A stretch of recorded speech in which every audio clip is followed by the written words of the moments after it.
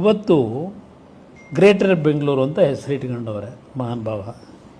ಹೆಸರಿಟ್ಟ ತಕ್ಷಣ ಬೆಂಗಳೂರಿನ ಚಿತ್ರಣ ಬದಲಾವಣೆ ಆಗುತ್ತಾ?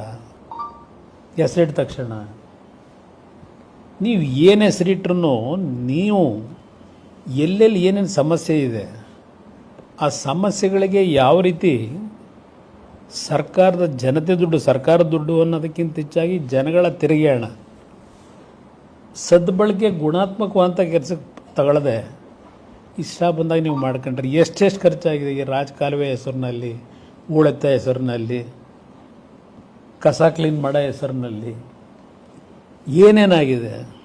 2013ರಿಂದ 2018 ಸಿದ್ದರಾಮಯ್ಯ ನೇತೃತ್ವದ ಸರ್ಕಾರವೇ, ಕಾಂಗ್ರೆಸ್ ಸರ್ಕಾರದ ಮಹಾನಗರ ಪಾಲಿಕೆ 5 ವರ್ಷ ಇದ್ರಿ. ಏನು ಮಾಡಿದ್ರಿ ಬೆಂಗಳೂರಿನ ಈ ಸಮಸ್ಯೆಗಳಿಗೆ? ಹೇಳಿ, ಯಾವುದಾದ್ರೂ ಒಂದು ಉತ್ತಮವಾದಂಥ ಕೆಲಸ ಏನು ಮಾಡಿದ್ದೀವಿ ಅನ್ನೋದು ಹೇಳಬೇಕಲ್ಲ. ಆ 5 ವರ್ಷದಲ್ಲಿ ಈ ಸಮಸ್ಯೆಗಳಿಗೆ ನಾನು 20 ತಿಂಗಳಲ್ಲಿ BJP ಜೊತೆ ಸೇರಿ ಏನು ಮಾಡಿದ್ದೀನಿ ಅನ್ನೋದು ಕಂಡು ಬಂದೆ. ಇಲ್ಲಿ ಪೆರಿಫೆರಿಯಲ್ ರಿಂಗ್ ರೋಡ್ಗೆ 14 ತಿಂಗಳಿದ್ನಲ್ಲ ನಾನು, ಇವ್ರ ಜೊತೆ ಸರ್ಕಾರ ಮಾಡಿದ್ನಲ್ಲ. 4,000 ಕೋಟಿನ ಆ ರೈತರ ಭೂ ಸ್ವಾಧೀನ ಮಾಡ್ಕೊಳ್ಳೋದಕ್ಕೆ ಹಣ ಕ್ಯಾಬಿನೆಟ್ಟಲ್ಲಿ ತೀರ್ಮಾನ ಮಾಡದೆ ಕೊಡ್ತೀನಿ ಅಂತೇಳಿ, ಕೊಡಬೇಕು ಅಂತೇಳಿ ಏನಪ್ಪ ಬಣ್ಣ ಬೆಂಗಳೂರು ನಗರಕ್ಕೆ, ಪೆರಿಫೆರಿಯಲ್ ರಿಂಗ್ ರೋಡಿಗೆ. ಒಂದು ಬೆಂಗಳೂರು ನಗರದಲ್ಲಿ